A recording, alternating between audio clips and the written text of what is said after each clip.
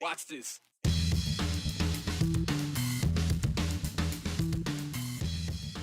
Members of a white nationalist group allegedly attempted to riot at a Pride festival in Coeur d'Alene over the summer. So, what's the plan to protect Pride goers this weekend in Boise? We found ourselves in a rabbit hole in the internet archives once again, stumbling upon Idaho newspaper archives, and we have to share just some of the headlines from 100 years ago today. Some of us deal with change better than others. 23 years ago, a small change on a common street sign had people confused on how they felt about the color yellow. Thousands are getting ready to celebrate in downtown Boise this weekend. It's the Boise Pride Festival. The event starts this Friday, continues until Sunday. Sunday is also September 11th, which has some upset in the community. Boise Pride has heard comments about the date not being appropriate, as it falls on the 21st anniversary of the 9/11 attacks. Boise Pride is also hosting this festival on the heels of an attempted riot at a Pride festival in North Idaho earlier in the summer. You may remember the 31 Patriot Front members loaded into the back of a U-Haul in Coeur d'Alene. Police arrested and charged all 31 for conspiracy to riot back in June. In light of this, Boise Pride is confident that they will have a successful and safe event this weekend, but they say a little extra attention is in place. Here's Andrew Bartline. It's not the time of year, the message it spreads, or even the place it's hosted. It was just a really natural, easy fit for me. Boise Pride Festival Vice President Joseph Kibbe takes pride in where all three intersect. The LGBTQ plus community here is very tight-knit. It is supportive of one another. And I think you see that through a lot of different activities that the LGBTQ community does here. The most notable event remains the Boise Pride Festival, a 3-day celebration in the capital city. Helping to drive that narrative in Boise around diversity and inclusion. It's the same message the North Idaho Pride Alliance aimed to promote through their Pride event this June. Until 31 members from the conservative group Patriot Front intended to derail the event in Coeur d'Alene. It was very scary, very alarming, and I had a lot of questions like everybody else. Police found the Patriot Front members in the back of a U-Haul with face masks, shin guards, and metal shields. They came from 13 different states. Police arrested all 31. They're charged with conspiracy to riot. I think those individuals don't stand for what Idaho represents. Most of those people were not from inside of the state of Idaho, and they traveled here to do something very bad. Which is why Boise Pride didn't waste time to prepare for their festival. And one of the very first phone calls that I made was to Boise Chief of Police and spoke to him about that event. All to ensure a safe experience through their relationship with Boise Police. First and foremost, we are the peacekeepers. Patrol Sergeant Sarah Hill says Boise Pride is one of the larger events BPD helps monitor, but their goal remains the same regardless of size. We want people to be comfortable. I want them to feel safe.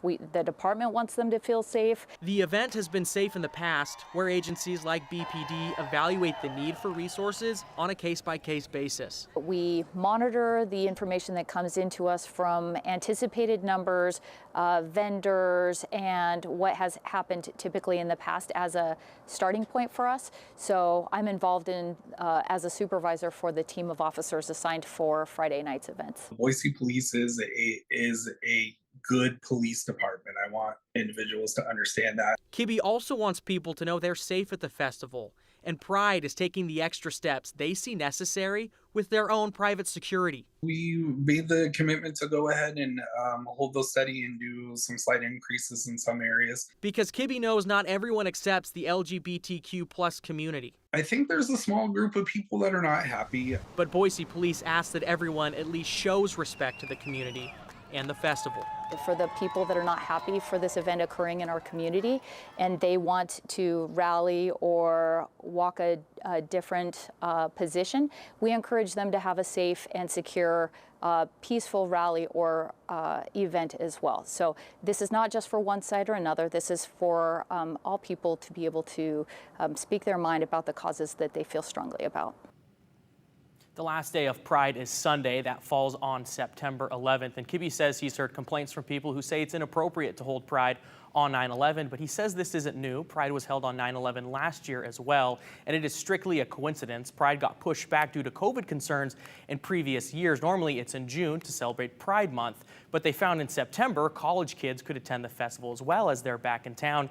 Kibbe says the second weekend of September also makes sense logistically because people are traveling for that Labor Day weekend the first week. So additionally, Joe, 9/11 will be recognized as part of Boise Pride Festival's lineup of events on Sunday as well. They're not ignoring the fact it's 9/11, and next year Pride will not be on 9/11 just because of how the calendar shakes out and rotates. It'll also be interesting to see the turnout, Andrew, because I know that there are people from across our region, and I've met people from across the country. They travel to be in Boise for Pride. Well, I guess we'll have to find out and see this weekend. Yeah, it'll be interesting to see how that goes. All right, Andrew Bartline reporting for us. Thank you so much, Andrew. Well, it's celebration day for Governor Brad Little. He took off on a mini tour of Idaho today to tout the passing of House Bill 1 during the special legislative session. Governor Little visited some public schools to talk about the more than $400 million that was approved by lawmakers during the special session last week. Governor Little talked about investments into education, as well as the tax cut moves to address inflation. No surprise, Governor Little is thrilled to see the legislation that started from his office return to his desk to sign it into law, something he did very quickly after the bill passed.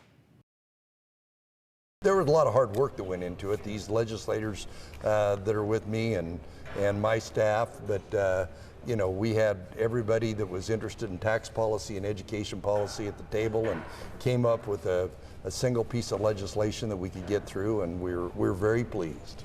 So House Bill 1 passed pretty convincingly, but I personally spoke with and we heard from several lawmakers on the floor that they didn't love the bill for one reason or another, but they ended up voting for it anyways.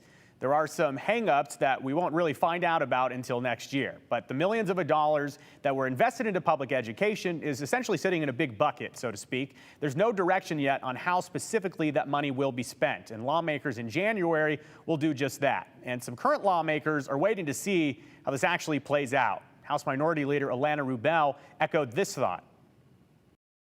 This could all be a big illusion. There's $330 million in education funding that's going to be earmarked from sales tax proceeds. There is nothing to say that the legislature can't come in next session and deduct that very same amount out of the regular budget that they would allocate from general funds. She is technically correct. Lawmakers will have some major decisions to make on that front beginning in early January. It's tough to tell for now, but the dust still needs to settle. Lawmakers are up for election on November 8th in the big old general election. We will see specifically what they do with that money in January. And as lawmakers gathered for the one-day special session last week, all state agency heads and elected officials were likely working up to their deadline to get in their annual budget requests, which were due on September 1st. That includes the 2024 education budget put together by outgoing Superintendent of Public Instruction, Sherry Ibarra. And Ibarra, who has been in that position for nearly 8 years, lost her bid for re-election during the May primaries to Debbie Critchfield. But she still is on the job till the end of the year, and she had a lot to get done. So today, we learned that she requested $2.5 billion from the state's general fund. That's an increase of more than $158 million, or 6.9% from the current fiscal year. About a third of that increase is for non-discretionary spending. Let's break that down even further for you. The budget includes $59 million in increased teacher compensation, $16.1 million to increase pay by 8.5%, and another $2.5 million to cover the cost of additional staffing due to growth around the state. There's also a line item of $23.8 million to help cover inflation costs. That is a 1% increase over last year. Again, that money does not include the millions of dollars that the state legislature, $330 million specifically on public education, that was approved last week. So you can combine all that together. Again, lawmakers will have to decide on what to do with all of that money beginning in January during the legislative session. And today is Election Day in the Boise School District. A total of 13 candidates are running in for four seats. 4 candidates are running for 5 seats. There you go. Polls are open until 8 p.m. tonight. And just a heads up, your polling location, it may be different than your normal one. Instead of your assigned precincts like you may have gone to in May, you actually vote at most elementary, junior, or high schools within the Boise School District. So no specific location for each individual voter. But we do have a whole list of the candidate profiles and polling locations online right now at ktvb.com. Well, we have a very special thing to talk about right now. Of course, you may notice Brian has the day off here today. He's celebrating his birthday. And, you know, we really wanted to celebrate with Brian. So we came up with a list of 50 things we love about Brian. And then, you know, 50 things we love about Brian just turned into 50 things about Brian. So as we are celebrating the big Brian man, we wanted to share some of our favorite things about Brian. Maybe you can text us some of yours. Great at rhyming, taller than average, recently lost his Apple Watch to nature, owns dog horses, makes a mean Santa Maria tri-tip, can ride a bicycle, is not a cyclist, loves a good 5K, above average at softball, enjoys a nice brew or two, above average father from an outsider's perspective, decent golfer, not as good as Mark, auto participates in fantasy football, loves erotic senior fiction, loves social media. Brian can ride a horse. Come on, Brian. Woo! Yeah!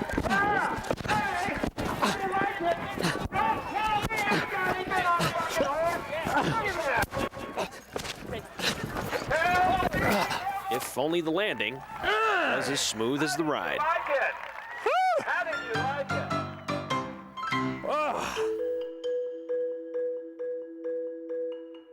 Bora urge to lead party. Items about people you know. Wit and humor. What else was making headlines in Idaho 100 years ago today?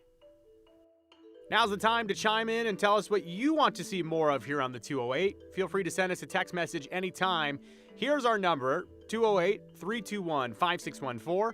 Please be sure to include your name and hashtag the 208 so we know it's for us. If we don't share your message at the end of today's show, stick around. We could share it on another show.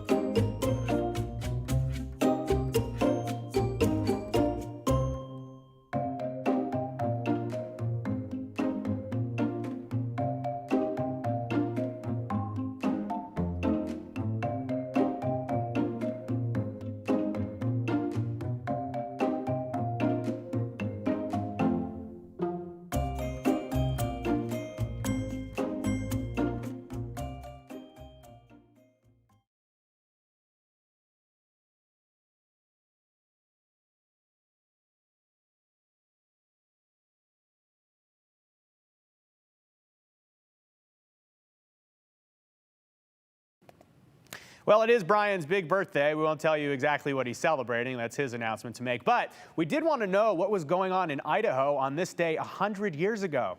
Was Brian around? I don't know. Maybe he was. But we only found one newspaper from that day, the Chalice Messenger from 100 years ago. And the headlines did not disappoint. September 6, 1922 was a busy day for the Custer County Police Department. 2 prisoners escaped, saw way to freedom through bars of county jail. Steal 4 truck and make desperate dash for liberty. Sheriff and posse in pursuit. John Russell, who was awaiting trial on arson charges for allegedly setting the Mackey jail on fire, and Claude Ivy, in jail for fraud, used a hacksaw and sawed their way to freedom. At the time of printing, the men had not been found. The Central Idaho Fair kicked off in Mackey, Idaho, and it promised to be bigger and better than ever, with many people planning on attending. Bucking horses, bulls, and steers and mules are all lined up in sufficient numbers to assure the most interesting program. And Miss Brooks was helping to quell questions from youngsters, like Bobby from Arco. They write, "I am a girl 14 years of age. Is it proper for me to go to public dances?" Miss Brooks doesn't think so, writing, "I would not advise a girl of 14 to go to public dances, and when you do go, you should always be accompanied by your parents or some older person." There's a big sale on 30 by 3.5 tires at the Keystone Garage on Chalice. The county auditor's office, the sheriff, and the probate judge have moved to their new quarters in the new courthouse. And NC Hovey and his wife returned last Monday from a trip to Boise. They made the trip in their car and report a delightful journey. And frocks for early fall, snuggly and clad wool are all the rage in fashion trends. Keeping up with our 50 birthday facts about Brian, can sing Holiday by Madonna, His Eyes Have Betrayed Him, Recently Refurbished Knee, kept photos from inside said knee, Almond Connoisseur, Is a Matador, Climb Bora for fun, loves animals, all animals, mostly cats though, doesn't read his email, Cuna, loves Calimochos, good at pool, a slight perfectionist, digs at thesaurus, enjoys yard work, we don't know why, weathercast extraordinaire, does sports. Business party. Yeah, that. It really, in terms of haircuts, it's the talk of college football, Alex. Yep.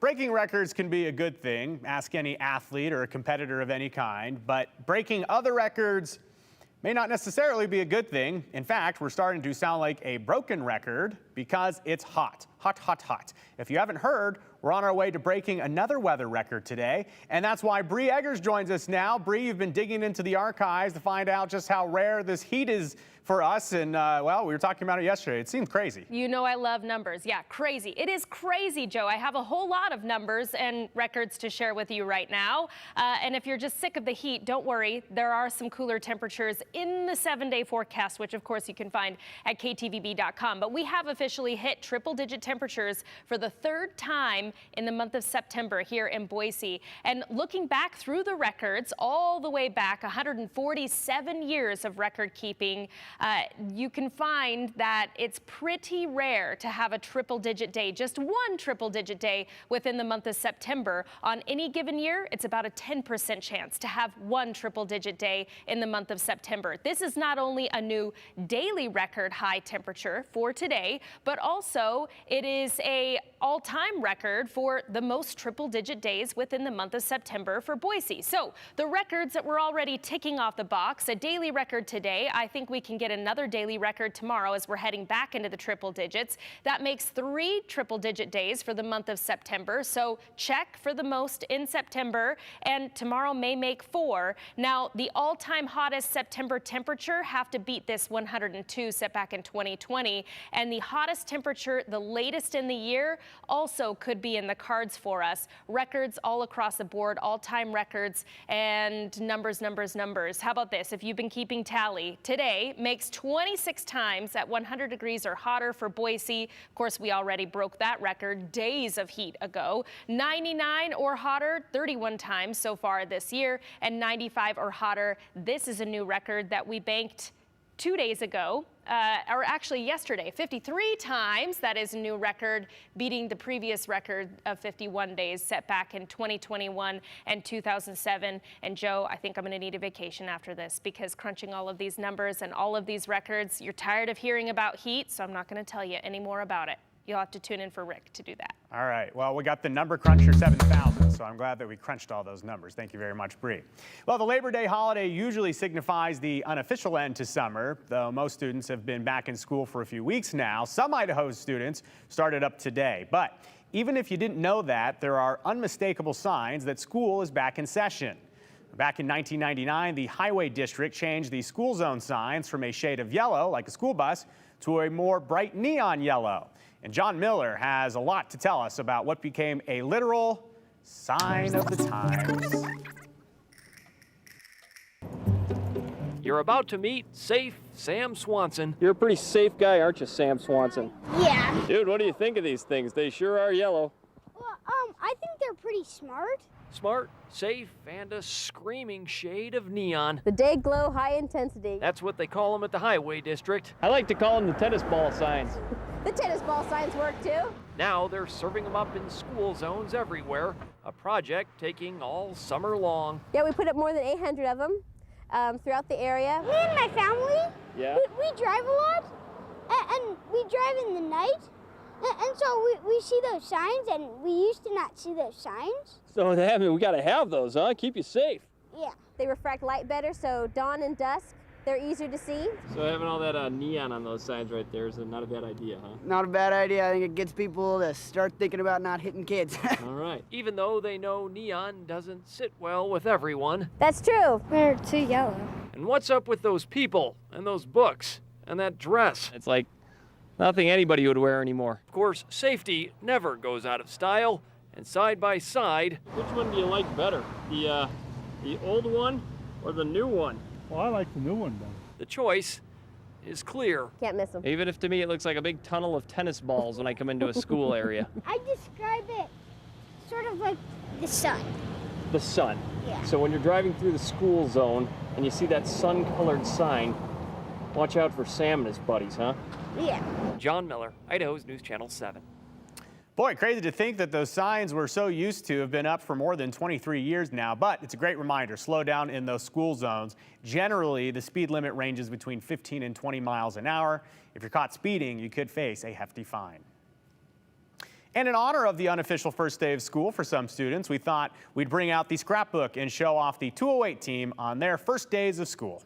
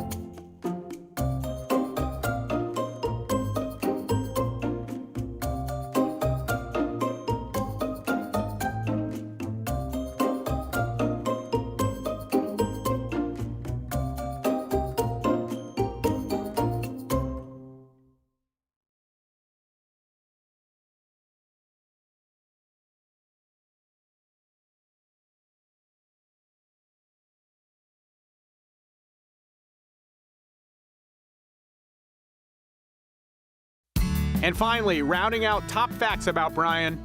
Brian worked for the LA Dodgers. He's an astute reader, listens to country music, gives it his all, is an industry vet, really likes to drive trucks. His favorite color is green, loves musicals in New York, huge Magnum PI fan, rocks a handlebar mustache, perfect paddleboarder, Irish goodbye guy, runs on BST, Brian Standard Time, wears a red polo just like Tiger Woods on Fridays, shares a birthday with Tom Scott, and Twitter says Brian is always judging you. Happy birthday to you. All right, we got some comments to get to, and I think I have a little bit of explaining to do here in terms of the Brian happy birthday stuff. This person says, erotic senior fiction, really, Brian, LOL, happy birthday from Jackie. I got to clarify here, that's a joke from me. We did a story here on the 208. Brian interviewed a local author who wrote that genre. We like to give him a hard time about it because he got a copy of the book still on his desk. So that was a joke I was making. I don't want to start any rumors here about what Brian's into.